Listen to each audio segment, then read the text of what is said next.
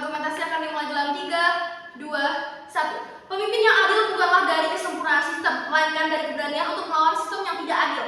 Salam sejahtera yang mulia Dewan Juri yang terhormat dan bijaksana, para pemerhati lomba debat bahasa Indonesia yang ada di Nusantara ini. Perkenalkan, saya Almira Analia sebagai standing position kontra yang dengan tegas, lugas dan mantap menolak mosi. Dewan ini akan mewajibkan kandidat politik untuk lulus tes kompetensi politik agar dapat mencalonkan diri. Namun sebelum masuk pada argumentasi kami akan mengkritisi beberapa poin dari rekan Kutimpro, yaitu ketika rekan Kutimpro mewajibkan tes kompetensi bagi calon politisi, maka telah terjadi kesalahan berpikir, di mana pertama, dalam sebuah negara demokratis seperti Indonesia, itu telah melanggar hak asasi yang melekat yang tidak seharusnya dibatasi oleh ujian tambahan. Jika ada, maka akan menciptakan hambatan baru bahwa ada pihak yang lebih superior daripada rakyat. Lalu yang kedua, tidak adanya uji kompetensi ini mengesankan bahwa lembaga itu lebih superior daripada rakyat, padahal kedaulatan sepenuhnya adanya di tangan rakyat.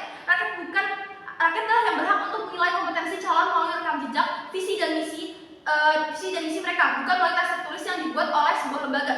Lalu ketiga, jika Timpro menyatakan apatisme masyarakat dan bagaimana masyarakat tidak percaya terhadap pemerintah dan para calon politisi, lantas apakah dengan diadakan uji kompetensi ini justru akan meningkatkan kepercayaan masyarakat terhadap pemerintah, atau justru masyarakat akan meragukan standarisasi yang diciptakan oleh pemerintah itu sendiri? Masuki argumentasi kami yang telah tersusun secara sistematis dan juga komprehensif, kami akan menjelaskan mosi perdebatan ini secara filosofis, yuridis, dan sosiologis. Dewan Juri yang kami hormati, mosi ini menyatakan bahwa hanya mereka yang lulus tes kompetensi politik yang berhak mencalonkan diri sebagai kandidat politik. Mosi ini dilatar belakangi dengan ketidakpuasan masyarakat saat ini terhadap pemerintahan. Namun, ketika itu terjadi, maka itu adalah bentuk pengingkaran terhadap esensi demokrasi itu sendiri, yang berarti itu telah melahirkan sebuah sistem yang lahir dari keyakinan bahwa kedaulatan berada di tangan rakyat, bukan di tangan soal ujian. Demokrasi bukan sebatas mereka yang bisa menjawab soal yang boleh memimpin, melainkan sistem terbuka yang mempercayakan itu kepada publik. Jadi Dewan Juri yang kami hormati, seperti ini layaknya seperti memberi obat batuk pada seseorang yang demam. Masalahnya salah, penyelesaiannya pun tak tepat. Dewan Juri yang terhormat, setidaknya terdapat 3 titik perdebatan utama dalam mosi ini, yakni yang pertama, hak konstitusional warga negara untuk dipilih sebagai bagian dari sistem demokrasi. Konstitusi Indonesia melalui pasal 27 ayat 1 dan 2, pasal 28 dengan tegas menjamin hak politik setiap warga negara untuk turut serta dalam pemerintahan, termasuk melalui pencalonan dalam pemilu, serta jika izin mengulangi, maka mewajibkan tes kompetensi politik sebagai syarat pencalonan adalah bentuk pembatasan baru. Lalu yang kedua, validitas dan keabsahan mekanisme uji kompetensi dalam politik ini maka masih dipertanyakan. Berbeda dari profesi teknis seperti dokter atau insinyur, kompetensi politik tidak dapat diukur hanya dengan tes tertulis. Lalu yang ketiga, ketersediaan mekanisme seleksi yang sudah ada dalam sistem demokrasi kita.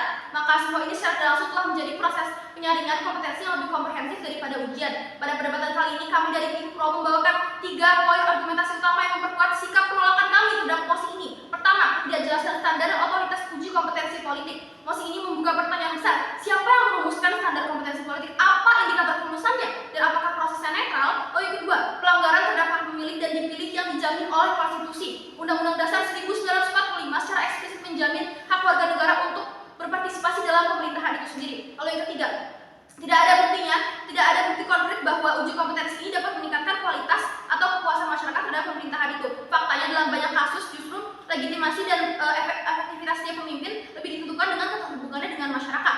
Persetujuan kami terhadap mosi ini tidak berdiri sendiri, melainkan juga didukung oleh kerangka hukum dan konstitusi negara. Dalam pasal 27 ayat 1 Undang-Undang Dasar 1945 ditegaskan, segala warga negara bersamaan kedudukannya di dalam hukum dan pemerintahan dan wajib menjunjung hukum dan pemerintahan itu dengan tidak ada kecualinya. Kemudian pasal 28 menjamin hak asasi manusia termasuk kebebasan berpendapat dalam berpartisipasi dalam pemerintahan. Maka hak dipilih sebagai wakil rakyat adalah bagian dari kesetaraan itu sendiri. Dengan demikian, wajibkan tes kompetensi sebagai syarat pencalonan tanpa dasar hukum yang jelas berarti telah mencederai cita hukum yang terkandung dalam pasal 27 dan pasal 28 Undang-Undang Dasar 1945. Maka dari aspek yuridis, inisiatif ini bukan hanya cacat secara prosedural, namun juga mengganggu struktur dasar hak politik demokrasi kita. Disinilah relevansi dimensi sosiologis menjadi sangat krusial.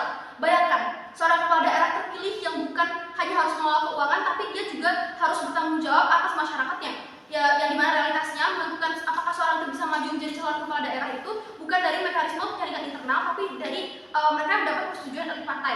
Baru-baru ini Prabowo menginisiasi pelatihan bagi kepala daerah yang terpilih. Jadi alih-alih uji kompetensi di awal, negara justru memilih untuk mengintervensi di tahap setelah pemilihan, di mana pemilihan akan dibentuk dan dilatih setelah dipilih oleh rakyat.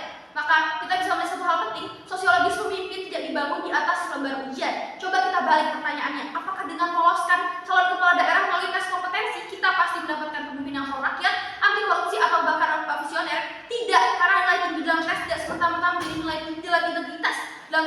geopolitik kita, di mana relasi, kuasa, popularitas, dan modal justru mendominasi panggung pemilihan. Seperti kata Prof. Agus Wijanto, ahli kebijakan publik, kepemimpinan publik yang baik bukan hanya soal kompetensi administratif, tapi juga soal keberanian mengambil keputusan yang tidak populer demi kepentingan publik. Maka, jangan biarkan ujian tertulis menjadi satu-satunya penentu masa depan politik kita, karena rakyat tidak butuh pemimpin yang hanya bertanggung jawab soal, tapi juga butuh yang bisa bertanggung jawab atas rakyatnya. Maka untuk mempertahankan status quo tanpa ujian kompetensi bukan berarti kita pasrah, tapi justru menyadarkan medan nyata demokrasi itu sendiri, di mana dalam realitas ini rakyat tetap punya jejak ruang untuk menilai kandidat berdasarkan dari kampanye, debat publik, dan juga rekam jejak. Di mana kita perlu apa yang kita perlu perbaiki adalah literasi politik masyarakat, transparansi partai, dan integritas proses demokrasi.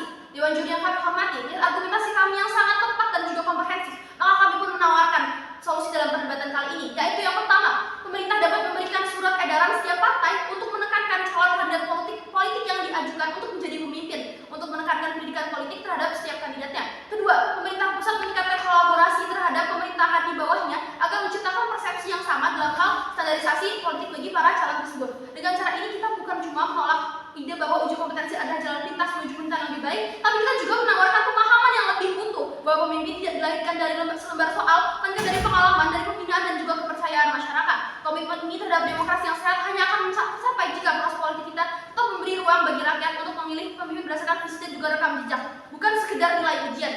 Karena seperti kata pepatah, tak semua yang terlihat terukur dan tak semua yang terukur itu berarti. Jika hari ini kita mulai kepemimpinan hanya dengan angka, maka kita sedang menyederhanakan sesuatu yang kompleks menjadi hitungan kosong. Saatnya kita berhenti untuk menyederhanakan demokrasi menjadi formalitas teknis dan juga mulai membangun melalui sistem debat yang transparan dan juga berbasis kepercayaan publik. Sekian dan terima kasih.